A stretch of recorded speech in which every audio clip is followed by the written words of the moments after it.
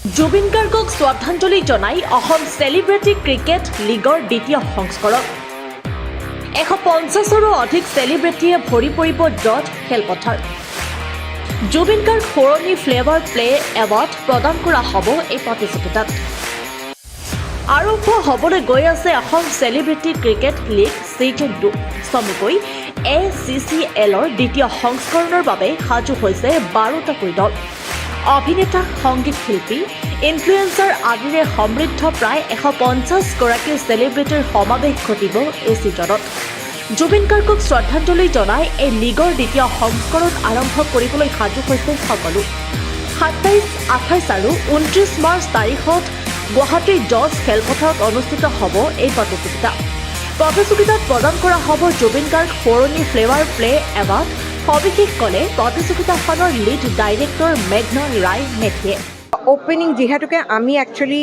বহুত দৌৰাদৌৰিকৈ কৰাৰ দৰেই হ'ল এইবাৰ ক'লে জুবিন গাৰ্গৰ যিটো ঘটনা হ'ল সেই ঘটনাটোৰ কাৰণে আমি অকণমান পিছুৱাই আছিলোঁ কিন্তু তেখেতক শ্ৰদ্ধাঞ্জলি জনাই তেখেতক সেৱা জনাই আমি এইটো আৰম্ভ কৰিবলৈ লৈছোঁ বিকজ লাষ্ট টাইম মই তেখেতক লগ পাওঁতে তেওঁ খুব ইচ্ছা দেখুৱাইছিল খেলিব বুলি আৰু আমি বহুত দুখিত আমাৰ বেড লাক বুলিয়ে ক'ম যে আমি তেখেতক নাপালোঁ কিন্তু তেওঁ আমাৰ মাজত সদায় থাকিব আৰু তেওঁক আমি শ্ৰদ্ধা জনাই এইখন খেল আৰম্ভ কৰিছোঁ আৰু আমি এটা এৱাৰ্ড দিবলৈ মানে চেষ্টা কৰিম সেইটো হ'ল the Zubeen Garg most fair play award আৰু এনাউন্স কৰিবলৈ পাই সুখী হৈছোঁ যে এইটো ছেকেণ্ড ছিজন ACCL আমি যোৱাবাৰ কৰিছিলোঁ মাৰ্চ মাহত যোৱা বছৰ আৰু এই বছৰ আমি ছেকেণ্ড ছিজন কৰি আছোঁ আমাৰ ঐতিহাসিক ফিল্ড জজ খেলপথাৰ আৰু 27, 28, 29 তাৰিখে মাৰ্চৰ আৰু এইবাৰ দলৰ কথা ক'বলৈ গ'লে যোৱাবাৰ আছিলে আমাৰ 9টা দল আৰু এইবাৰ আমাৰ আছে 12টা দল চ' মই ভাবিছোঁ যে এক ষ্টেপ এহেড গৈছোঁ আমি যাব পাৰিছোঁ আৰু আপোনালোকৰ সহায় সহযোগিতা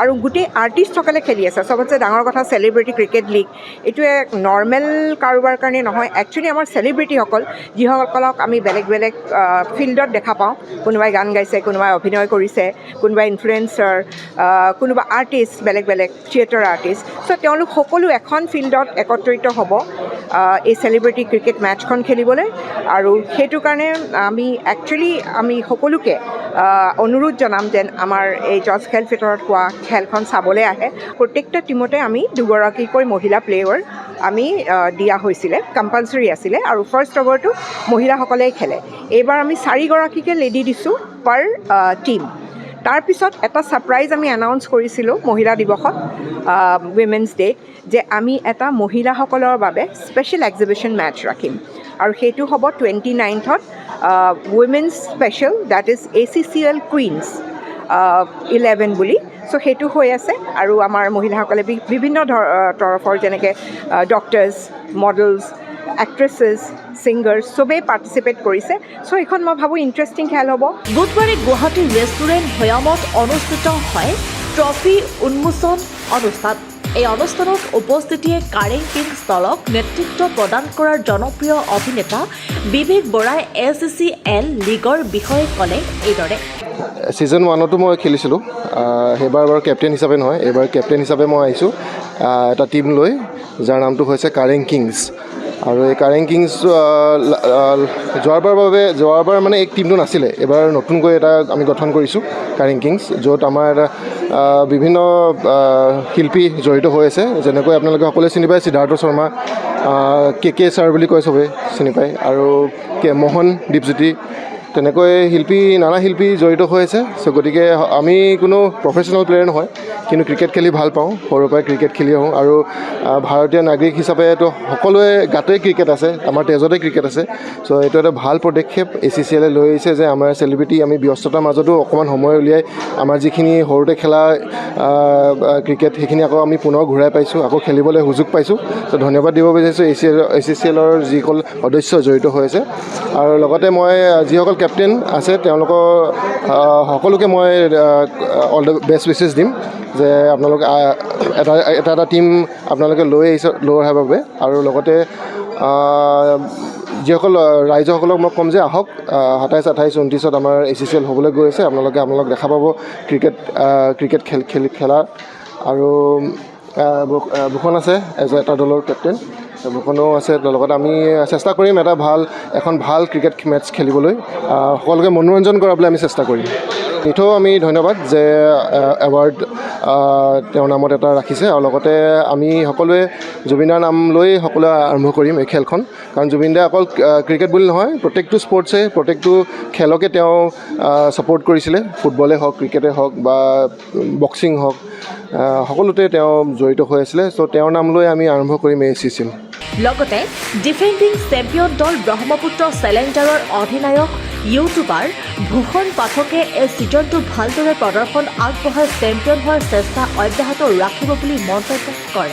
প্ৰিপেৰেশ্যন ভালে চলি আছে আৰু যোৱাবাৰো খেলিছিলোঁ, আৰু আমাৰ টীমটোৰ নাম ব্ৰহ্মপুত্ৰ চেলেঞ্জাৰ, আৰু ব্ৰহ্মপুত্ৰ চেলেঞ্জাৰৰ মই কেপ্টেইন, আৰু যোৱাবাৰ আমি চেম্পিয়ন হৈছিলোঁ, ডিফেণ্ডিং চেম্পিয়ন। চ' এইবাৰো আশা আছে ভালকৈ খেলিম, আৰু সকলোৱে কষ্ট কৰি আছে। আমাৰ টীমতো ভালেখিনি ইনফ্লুৱেঞ্চাৰ আছে, ভালেখিনি ইউটিউবাৰ আছে, ছিংগাৰ আছে, এক্টৰ আছে, আৰু সকলোবিলাকে লগ লাগি একেলগে ভালকৈ খেলিম। এখন ভাল এটা আনন্দৰ এটা মুহূৰ্ত হ'ব গোটেইখিনি। এইবাৰ যোৱাবাৰ টীম বেছি আছে, যোৱাবাৰ 8টা টীম আছে, এইবাৰ 12টা টীম আছে। যতীন বৰা খেলি আছে, বিবেক খেলি আছে, আমাৰ চক্ৰবাণী বৰাহৰ খেলি আছে, আচুৰ্য বত্ৰ, ভালেখিনি ভাল আমাৰ শিল্পী কলা কুশলী খেলি আছে। চ' বহুত বেছি এক্সাইটেড হৈ আছোঁ, ভাল লাগিব। আৰু বিশেষকৈ ডিউজ বল জেনেৰেলি খেলা নহয়, আৰু এনে ক্ৰিকেট খেলা নহয়ে, চাই ভাল পাওঁ, কিন্তু এতিয়া নিজে খেলি আছোঁ, নিজে প্ৰেক্টিচ কৰি আছোঁ, নিজে কষ্ট কৰি আছোঁ। চ' ভাল লাগিব। আৰু এতিয়া 27, 28, 29 দেখা যাব আৰু কোন ভাল খেলে, কোন চেম্পিয়ন হয়। লগতে জিল ক্ৰেন্স 11 দলৰ জাৰ্চিত থাকিব হিয়াৰ আমঠু জুবিন গাৰ্গৰ প্ৰতিচ্ছবি। দলটোৰ উপ অধিনায়ক অনুপম শৰ্মাই জনালে এই কথা। আমাৰ দলটো হ'ল জিল ক্ৰিয়েশ্যনছ 11। যতীন বৰা তাত কেপ্টেইন আৰু মই ভাইচ কেপ্টেইন। যতীনে ভৰিত অকণ দুখ পালে, খুব সম্ভৱ খেলিব নোৱাৰিব, আৰু মই অধিনায়ক হিচাপে মই দলটো চলাব লাগিব। আমি যোৱাবাৰো খেলিছিলোঁ, আমাৰ এখন চিনেমা ভাইমণ্ডাৰ প্ৰমোশ্যনৰ কাৰণে ACCL ছিজন 1ত আমি খেলিছিলোঁ, আৰু আমি ফেয়াৰ প্লে ট্ৰফি পাইছিলোঁ জিল ক্ৰিয়েশ্যনে। আমি মানে খেলটোৰ যিটো স্পিৰিটটো জীয়াই ৰাখিবলৈ বিচাৰিছোঁ। এইবাৰ তাতে বন্ধু জুবিন নাই, আমাৰ জাৰ্চিটো জুবিনৰ প্ৰতিচ্ছবি থাকিব।